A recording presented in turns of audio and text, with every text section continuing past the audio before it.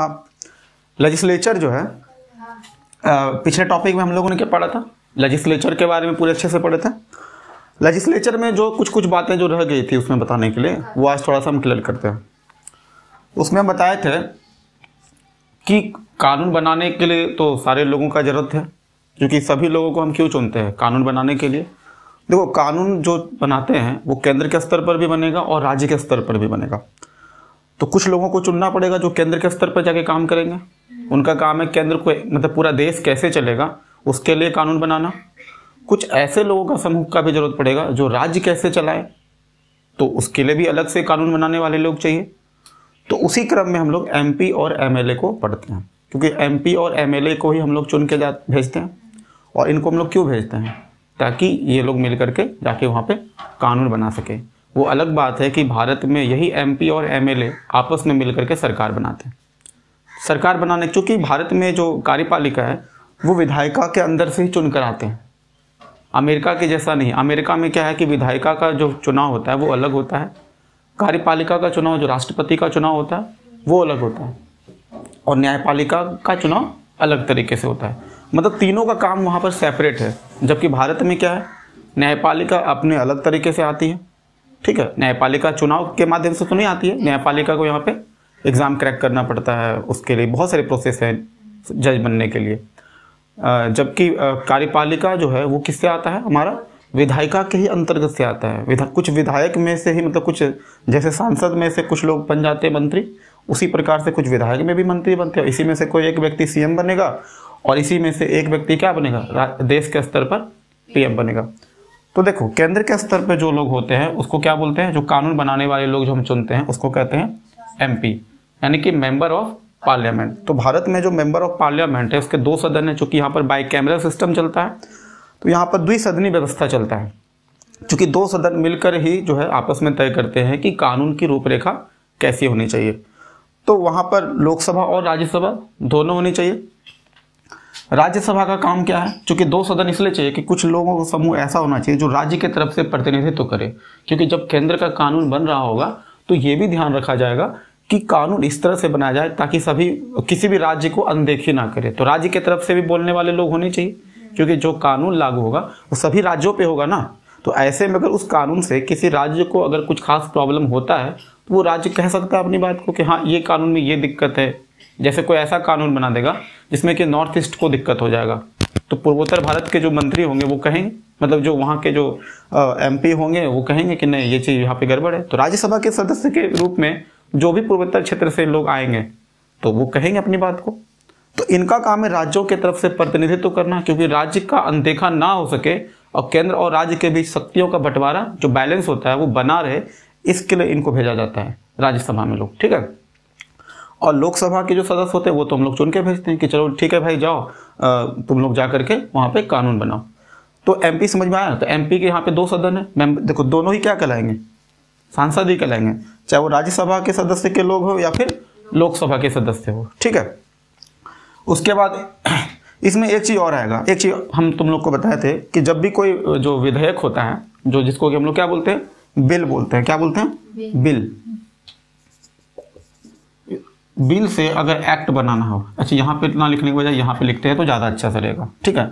मान लो इसमें जो बिल और बिल से जो एक्ट बनेगा, जैसे जब तक ये लोग मिलकर के आपस में समझौता करें, मतलब डिस्कशन हो रहा है कि हाँ एक ऐसा कानून चाहिए, तो कानून बनाने के क्रम में जो पेपर होता है जिसपे वो लिखी जाती है, सारा चीज़ जो ड्राफ्टिंग किया जाता है उसको क्या बोलते हैं, बिल कहते हैं। और उस पेपर पे जब राष्ट्रपति जो है साइन कर देते हैं तो क्या बन जाता है, वो एक्ट बन जाता है। ये ध्यान रखना, बिल मतलब क्या होता है, विधेयक होता है, और एक्ट मतलब क्या होता है, कानून। तो यहाँ तक समझ में आ गया।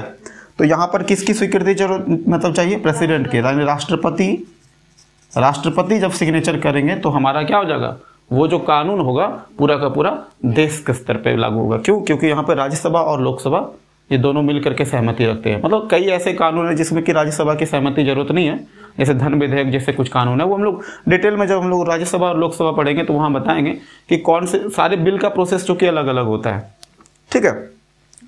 और इसी तरह से जब कोई विधेयक, अब यहाँ पर जब एमएलए की बात करते हैं तो आमतौर पे वैसे तो पूरा भारत में पूरा राज्य के स्तर की अगर हम बात करें तो यहाँ पे राज्यों के स्तर पर एक सदनी चलता है, मतलब सिर्फ और सिर्फ क्या होगा, यहाँ पर आमतौर पर सिर्फ और सिर्फ क्या होता है, विधानसभा होता है, ठीक है, एक ही सदन से काम चल जाता है। लेकिन कुछ ऐसे राज्य हैं जहाँ पर कि विधान परिषद भी है। तो विधान परिषद जो वीपी जो है ये हमारे लिए अनिवार्य नहीं है, ये ऑप्शनल है। किसी राज्य में हो भी सकता है और किसी राज्य में नहीं भी हो सकता है। तो ये क्या है हमारा, ये हमारा वैकल्पिक है। ये क्या हमारा वैकल्पिक है।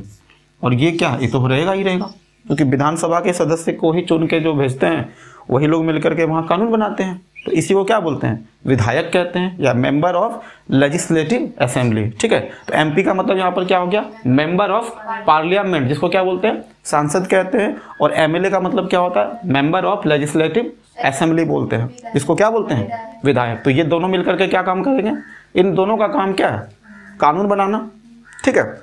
और चूंकि भारत का सिस्टम ऐसा है कि इसी विधायक में से, लेजिस्लेचर से ही कुछ लोग मिलकर के क्या, जैसे मान लो ये पूरा लेजिस्लेचर है, इतने लोगों को हम लोगों ने चुन के भेजा, और उसमें से जो कुछ लोग हैं, ध्यान देना, ये इस तरह से गोला इस तरह से आ जाएगा, देखो देखो बताते हैं, इस तरह से गोला होगा। मतलब ये जो गोला है इसको अगर हम लेजिस्लेटिव का मान लें तो ये क्या हो जाएगा, एग्जीक्यूटिव का। समझो बात को, तुमको लग रहा होगा कुछ चीजें बाहर भी जो जा रहा है। देखो मैक्सिमम लोग जो मंत्री बनते हैं, मैक्सिमम लोग जो सरकार के अंदर के होते हैं वो इसी के अंदर से होंगे। जो कार्यपालिका की जो बात हम कह रहे हैं वो मैक्सिमम इसी के अंदर आ जाएगा। लेकिन कुछ एक लोग जो है जो बाहर से भी मनोनीत किया, उसको अपॉइंट किया जाता है ना, मनोनयन किया जाता है, जो उनके अपने क्षेत्र के हिसाब से, जैसे कला के हिसाब से वो बहुत बेहतरीन होंगे, या फिर अपने किसी और काम में बहुत अच्छे होंगे। जैसे सचिन तेंदुलकर वगैरह को जो चुना गया था, राज्यसभा के सदस्य बने थे ना। तो अच्छा वो, हाँ नहीं, मंत्री की जो बात करें, कुछ मंत्री ऐसे होते हैं जिनको कि बाहर से भी वैसे रखते हैं, ठीक है। तो इस चीज को ध्यान में रखना। अच्छा वैसे तो लेजिस्लेचर में भी कुछ लोगों को बाहर से रखा जाता है, तो एग्जीक्यूटिव में क्या होता है, कुछ कुछ लोगों को कभी कभी बाहर से भी रखा जाता है, उसमें ध्यान देना।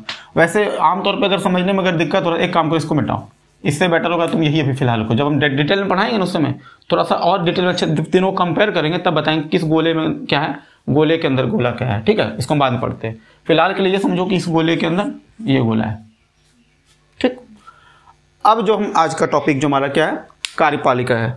तो कार्यपालिका का जो है, देना मार्कर किधर है, वहां से मार्कर देना। कार्यपालिका किसको कहते हैं, कुछ व्यक्तियों का समूह को क्या बोलते हैं हम लोग, कार्यपालिका कहते हैं। और वो व्यक्ति कहां से चुनकर आएगा, क्योंकि भारत के सिस्टम की अगर हम बात करें तो वो कहां से चुनकर आएगा, लेजिस्लेचर से ही चुनकर आएगा। जबकि विश्व के तमाम देशों में ऐसी बातें नहीं, अमेरिका में बिल्कुल ये सेपरेट है, मतलब कार्यपालिका बिल्कुल अलग से चुनकर आता है, न्यायपालिका बिल्कुल अलग से चुनकर आता है, मतलब चुन के ना, उनका तो खैर एग्जाम होता है, और फिर विधायिका अलग तरीके से। तो देखो अगर हम बात करें तो कार्यपालिका में भी दो तरह का कार्यपालिका होता है। एग्जीक्यूटिव जो होता है, दो तरह के एग्जीक्यूटिव होते हैं। एक एग्जीक्यूटिव कैसा होता है, जो अस्थायी होते हैं, अस्थायी कार्यपालिका, या फिर जिसको क्या बोलते हैं हम लोग, राजनीतिक कार्यपालिका बोलते हैं। इसको क्या बोलते हैं इंग्लिश में, टेम्पोररी एग्जीक्यूटिव, या फिर राजनीतिक कार्यपालिका क्या बोलते हैं, पॉलिटिकल एग्जीक्यूटिव कहते हैं। अच्छा, इनको अस्थायी कार्यपालिका क्यों कहते हैं, क्योंकि ये टेम्पोररी होते हैं। टेम्पोररी का मतलब क्या होता है, उनका मतलब जो है कभी भी जो है पद से उनको हटाया जा सकता है। मतलब उनका एक मतलब ऐसे समझो, उनका एक कार्यकाल फिक्स होता है। यानी एक तरह से देखा जाए तो इनका कार्यकाल क्या होगा, निश्चित होगा, निश्चित कार्यकाल। जबकि अस्थायी कार्यपालिका की अगर हम बात करें, जो यहाँ पे ये परमानेंट होगा, ठीक है, ये टेम्पोररी नहीं होगा, बल्कि ये क्या होगा, परमानेंट, ये होगा टेम्पोररी, परमानेंट। तो परमानेंट वाले में क्या होते हैं, इनका जो कार्यकाल है वो क्या होता है, निश्चित होता है, फिक्स होता है 5 साल के लिए, या फिर जो भी टाइमिंग दिया जाएगा उनको। जबकि इनका क्या होता है, अनिश्चित होता है, यानी कि इनका कोई कार्यकाल होगा नहीं, इनका कोई टाइम पीरियड नहीं होता है।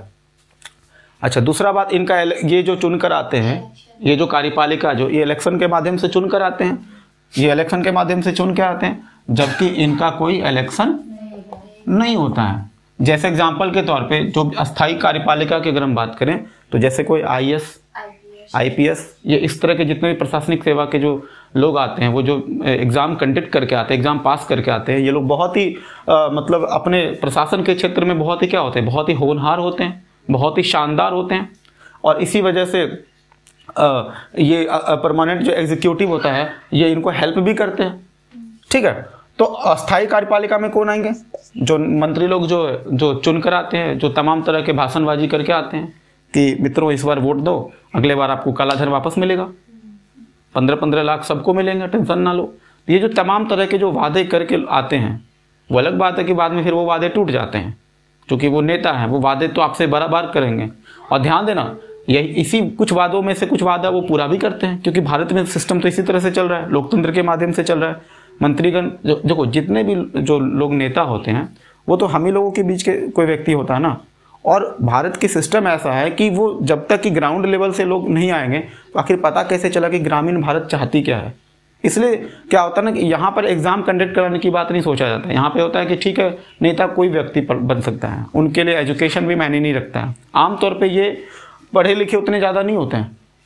अगर बात करें अस्थायी कार्यपालिका की बात करें तो ये अस्थायी कार्यपालिका इतने पढ़े लिखे नहीं होते हैं, जबकि ये अपने प्रशासन के मामले में बहुत ही दक्ष होते हैं। तो भारत में आखिर किसी भी सिस्टम में एग्जीक्यूटिव की अगर हम बात करें तो ये दोनों क्यों चाहिए? आखिर भारत में जो राजनीतिक प्रणाली है, आखिर जब ये कार्यपालिका तुम बना ही दिए थे, तुम इसका काम क्या था? लेजिस्लेचर जो भी कानून बनाएगा और उसी में से जो है ये फॉलो करेगा। लेकिन इसको पता है कि हम उतने दक्ष नहीं है प्रशासन के मामले में, सरकार चलाने के मामले में ये उतने दक्ष नहीं है, क्योंकि इनको अच्छे से ट्रेनिंग नहीं मिला है, जबकि ये बहुत वेल ट्रेंड है। तो इनका काम क्या है? जो इनका काम है इसको हेल्प करना। इनका काम क्या है? इनका काम है इनको हेल्प करना। बस यही मेन इंपॉर्टेंट है भारत के लिए। ये इनको मदद करते रहें, क्योंकि कई सारे मामलों में ये नहीं काम कर पाएंगे। इनका काम नहीं है कि दंगे वंगे शांत नहीं करा पाएंगे, इनमें वो क्षमता नहीं है, जबकि ये वो शांत करा देंगे। ये दंगे करवा भले सकते हैं, शांत नहीं करा पाएंगे। क्योंकि तुम देखते हो ना, आए दिन नेता लोगों के जो बिगड़े हुए बोल जो होते हैं, जो अभी हाल फिलहाल ही कोई किसी मंत्री वगैरह का नाम नहीं ध्यान में आ रहा, वो खुद ही कह रहे थे कि मतलब भारत में जो लोग जो मुस्लिम लोग हैं उनको जो है देश से अभी तक बाहर क्यों नहीं किया गया है। तो अल्पसंख्यकों पर ये जो हमला होता है, तो ये आमतौर पर ये जो भाषा है, ये भाषा कैसा है? संविधान के खिलाफ है। और ये मंत्री खुलेआम बोलते आ रहे हैं, वो आते हैं और उनके खिलाफ कोई डिसिप्लिनरी एक्शन भी नहीं लेती है पार्टी। तो ये चिंता की विषय थोड़ा सा बन जाता है। तो समझ में आ रहा है ना, ये दंगा करवा जरूर सकते हैं, लेकिन ये दंगा को शांत करना जानते हैं, ठीक है। तो ये वही बात है कि ग्राउंड लेवल पे असल में काम कौन करता है? ये। और ये क्या होते हैं? ये बस कुर्सी पे बैठ करके आराम से उसको मतलब इंस्ट्रक्शन देना, और उनके इंस्ट्रक्शन पे काम कौन करेगा? ये। असल में देश कौन चलाता है? ये चलाते हैं, ये चलाते हैं। रियलिटी ये है कि असल में ये देश चलाते हैं। हाँ, लेकिन एक चीज ध्यान देना, अगर इनकी नीयत या मनसा बहुत बेहतरीन हो, अच्छे लोग, अच्छे नेता भी तो हैं, तो फिर आपको देश बहुत ही बैलेंस नजर में आएगा। क्योंकि देश ऐसा नहीं कि सिर्फ ऐसा भी नहीं है कि अगर इसको हटा दें तो सिर्फ यही अकेले नहीं चला पाएंगे। ध्यान रखना, मेरी बात को समझना, क्योंकि आम लोगों की भाषा को आम लोग ही समझा सकता है। जैसे ये हम एग्जाम्पल के तौर पे अगर लालू यादव का एग्जाम्पल लें, तो लालू यादव अच्छा है बुरा है वो तो उसको साइड कर लीजिए, लेकिन लालू यादव का ये कौशल जरूर था कि वो जो बोलने का उनका जो शैली था वो आम लोगों को बहुत जल्दी समझ में आता था। एक बार में समझ में आता था वो क्या कहना चाहते हैं, ठीक है। और उनको कहा जाता है एक समय कि गरीबों का मसीहा थे, मतलब पिछलों का जो बहुत ध्यान रखते थे। ये सब चीज़ें बातें हैं। तो लोकतंत्र में ये बैलेंस होता है, क्योंकि वो जनता है। और नेता बनने के लिए कोई क्वालिफिकेशन नहीं चाहिए, नेता कोई भी व्यक्ति बन सकता है, बशर्ते उसके अंदर क्या होना चाहिए? लीडरशिप की क्वालिटी अच्छी होनी चाहिए। तो हमारे यहाँ के नेता में लीडरशिप की क्वालिटी तो खैर कूट कूट के भरा हुआ है, मत तो बोलो। राजनीति तो बहुत ही ज़बरदस्त तरीके से चलते हैं, लेकिन ध्यान रखना ग्राउंड लेवल पे जो जितने भी सारे जो कानून बनाते हैं लेजिस्लेचर बेचारे, इसको इम्प्लीमेंट कौन करता है? ये चलाते हैं, ठीक है। स्थायी कार्यपालिका, देखो देश के लिए दोनों जरूरी है, बशर्ते इनकी भी मंशा अच्छी होनी चाहिए, इनकी भी मंशा अच्छी होनी चाहिए। ऐसा नहीं है कि यहाँ पे लोग करप्ट लोग यहाँ नहीं बैठे हुए हैं। इतने सारे जो IAS IPS जो करप्शन में जो घोटाले जो पकड़ाते जा रहे हैं, उनमें इनका देखो ऐसा जरूरी बिल्कुल भी नहीं होता कि पढ़ा लिखा ही व्यक्ति जो है उनका नियत अच्छा होता है, ठीक है। इसकी कोई गारंटी नहीं है। अनपढ़ व्यक्ति भी बेहतरीन हो सकता है और पढ़ा लिखा व्यक्ति भी खराब हो सकता है। बात किस चीज़ पे डिपेंड करता है? इंटेंशन पे। नियत सबसे ज़्यादा जरूरी कि अच्छा होना चाहिए। अच्छा, नियत अच्छा होने के साथ साथ अगर तुम्हारे में क्वालिटी भी अच्छा हो, एडमिनिस्ट्रेशन की क्वालिटी ज़्यादा अच्छी हो, फिर तो अलग ही बात है। तो एडमिनिस्ट्रेशन की क्वालिटी आमतौर पे क्या है? परमानेंट जो एग्जीक्यूटिव होते हैं उनके पास ज़्यादा अच्छी होती है। चलो ठीक है, अब जरा सा देखें कि दुनिया में तमाम जगह पे भाई दुनिया में तमाम जगह पे ये परमानेंटली और टेम्पोररी सब जगह चल रहा है, क्योंकि शासन तो इसी तरह से चलता है। तो दुनिया में तमाम तरह से कितने प्रकार का टेम्पोररी एग्जीक्यूटिव होता है, और अस्थायी कार्यपालिका कितने तरह का होता है, या फिर जिसको राजनीतिक कार्यपालिका कहते हैं। एक होता है अध्यक्षीय कार्यपालिका, दूसरा होता है सांसदीय कार्यपालिका, तीसरा होता है दोहरी कार्यपालिका, और चौथा क्या होता है, यानी कि दुनिया के तमाम देशों में इस तरीके से जो है देश को चलाया जा रहा है। ठीक है। अब जैसे अध्यक्षीय कार्यपालिका, जिसको कि क्या बोलते हैं, प्रेसिडेंशियल एग्जीक्यूटिव कहते हैं, ये कहां पे लागू है, यूएसए, अमेरिका का अगर सिस्टम को अगर हम समझने की अगर कोशिश करेंगे तो अमेरिका में किस तरीके से चल रहा है, प्रेसिडेंशियल फॉर्म में चल रहा है, क्योंकि वहां पे जो कार्यपालिका का जो प्रमुख चुना जाता है वो कैसे चुना जाता है, इलेक्टोरल कॉलेज के माध्यम से चुना जाता है, और वहां पे राष्ट्रपति का चुनाव होता है, सीधा राष्ट्रपति का चुनाव होता है। क्योंकि हम बताए थे कि अमेरिका में सिस्टम कैसे चलता है कि वहां पे लेजिस्लेचर का मामला अलग है, वो अलग से चुन कर आएंगे, मतलब वहां के सांसद लोग अलग से चुन कर आएंगे, और जो वहां के जो अध्यक्ष जो होते हैं वो अलग से चुन कर आएंगे। ठीक है। तो इलेक्टोरल कॉलेज के माध्यम से चुना जाएगा, और वहां का प्रमुख कौन होता है, राष्ट्रपति। तो प्रेसिडेंशियल जो एग्जीक्यूटिव होता है उसमें कौन सबसे मेन होता है, यानी कि अध्यक्षीय कार्यपालिका की अगर बात करें तो वहां पे शासन का बागडोर किसके हाथ में होता है, राष्ट्रपति चलाता है। जबकि अगर संसदीय कार्यपालिका की बात करें तो जैसे कि उसमें इंडिया और यूके, भारत और ब्रिटेन की बात करें तो यहाँ पर इसी सिस्टम से चलता है, यहाँ पे पार्लियामेंट्री सिस्टम चलता है। तो यहाँ पर कैसे चलता है कि जो विधायिका होता है, लेजिस्लेचर की जो बात करें, जो हम लोग एमपी जो चुन कर भेजते हैं, केंद्र के स्तर की अगर हम बात करें या फिर राज्य के स्तर की बात करें तो वहाँ पर एमएलए चुना जाएगा। तो जो विधायिका में से जो भी पार्टी का जो बहुमत हासिल करेगा, बहुमत किसको कहते हैं, 50% से एक ज़्यादा। जैसे अभी जो 545 सीट है तो उसमें कितना चाहिए, 273 सीट चाहिए। तो जिस भी पार्टी को 273 सीट आएगा, बहुमत मतलब क्या होता है, आधे से ज़्यादा सीट होगा, उसी का सरकार बनेगा। तो प्रेसिडेंशियल सिस्टम में क्या होता है, इसमें क्या होता है, इसमें कैसे बनता है, इसमें क्या है, सबसे ज़्यादा जिसको आ जाए, मतलब इसमें जो सरकार बनती है वो कैसे बनती है, सबसे ज़्यादा वोट जिसको आएगा, नंबर 1 पे जो रहेगा वही बनेगा। मतलब सबसे पहले खंभा छूने की प्रवृत्ति, first post and the last post, ऐसे कुछ करके बोलते हैं उसको। तो सबसे पहले जो टॉप पे रहेगा वही क्या बनेगा, यहाँ पे प्रमुख बनेगा। और जबकि इसमें कैसे होता है, इसमें क्या होता है, जो भी जैसे सभी लोग मिलकर के आपस में इलेक्शन होगा, और वहां से जिस भी पार्टी को, ध्यान देना, जिस भी पार्टी को बहुमत हासिल होगा उसी के कुछ सदस्य मिलकर क्या चलाएंगे, सरकार चलाएंगे। ध्यान देना, क्योंकि जो बहुमत के हिसाब से जो पार्टी बनाएगा वो जो मेंबर होगा वो क्या कहलाएगा, वो तो सांसद कहलाएंगे ना। जो लोग भी जीत कर आएंगे वो क्या कहलाएंगे, सांसद। उस सांसद में से ही कुछ लोग क्या बन जाएंगे, मंत्री, और वही मंत्री क्या चलाएंगे, सरकार चलाएंगे। सारे लोग तो मंत्री नहीं होते। तो देखो, तो बहुमत हासिल करने के बाद जो कुछ लोग होते हैं वही क्या चलाएंगे, सरकार चलाएंगे। और उसी को क्या बोलते हैं, मंत्रिमंडल। यानी ये जो बहुमत से ही जो कुछ सदस्य जो निकल कर आते हैं उसको क्या बोलते हैं, मंत्रिमंडल। और इसी को क्या बोलते हैं, मिनिस्टर ऑफ काउंसिल, यानी इसको क्या बोलते हैं, MOC। तो यहाँ पर सरकार कैसे कौन चलाता है, यहाँ पर चलाता है मिनिस्टर ऑफ काउंसिल के माध्यम से चलता है। और यहाँ के प्रमुख कौन होते हैं, यहाँ के प्रमुख होते हैं PM, और यहाँ के क्या होंगे, राष्ट्रपति। समझ लो, तो प्रधानमंत्री कौन बनेगा, जिस भी पार्टी को सबसे ज्यादा वोट मिला होगा। ध्यान देना, हम पार्टी की बात करें, यहाँ पे इंडिविजुअल आदमी की बात नहीं कर रहे हैं, यहाँ पर पार्टी का सिस्टम चलता है। जिस भी पार्टी को, जैसे मान लो कांग्रेस है, बीजेपी है, कई सारे पार्टीज है, उस पार्टी में सबसे ज्यादा जिसको भी सीट होगा उसी का सरकार बनेगा। और वो भी क्या, ऐसे नहीं बना कि सबसे ज्यादा वाला बात नहीं है, मतलब कम से कम 50% से ज्यादा होना चाहिए, ऐसे नहीं। मान लो 545 का चुनाव चल रहा था, अब 545 में तुमको कितना लाना पड़ेगा, 273। जो भी पार्टी लाएगा सरकार उसी की बनेगी। जब कोई पार्टी 273 नहीं ला पाता है तो क्या होता है, ऐसे में दूसरे पार्टी से जोड़ना पड़ता है। मान लो कि बीजेपी इलेक्शन चुनाव लड़ा और उसको 273 लाना था, लेकिन 273 ना ला करके ये 240 ही ला पाया, तो क्लियर रूप से इसका भी सरकार नहीं बनेगा। तो ऐसे में क्या करना पड़ेगा, इस बीजेपी की पार्टी को किसी दूसरे पार्टी से गठबंधन करना पड़ेगा। और गठबंधन करने के लिए कितना चाहिए, कम से कम सीट, इसको कम से कम इसको 33 सीट चाहिए। जिस भी पार्टी से जुड़ने के बाद जब इसका 33 सीट पूरा हो जाएगा, यानी कि जब 273 सीट 273 सीट जब हमारा पूरा हो जाएगा तो वो क्या करेगी, सरकार बनाने का दावा ठोकेगी। और वो लोग जो आएंगे उसी में से, ध्यान रखना, इसी के कुछ लोग जो है वो सांसद भी कहलाएंगे और एग्जीक्यूटिव भी बन जाएंगे। ध्यान देना कि मंत्री जो बनेगा वो इसी के पार्टी का आमतौर पे होता है, जबकि सांसद तो सभी लोग होंगे ना, जो कि 545। देखो, देश में पूरा चुनाव के कितना होना है, 545 तो सांसद चुना के आएगा ही आएगा, हो सकता है दूसरे पार्टी का हो, तो दूसरे पार्टी से भी जो लोग चुन कर आते हैं वो भी तो सांसद ही कहलाएंगे ना। बस ये अंतर है, सांसद सभी लोग कहलाएंगे, लेकिन सरकार किसका बनेगा? जिसके पास बहुमत है, जो सबसे ज्यादा मतलब कि जो 273 के आंकड़ा को पूरा कर चुका हो। बात समझे? हम तो दो बात बोल रहे थे, क्या बोल रहे थे?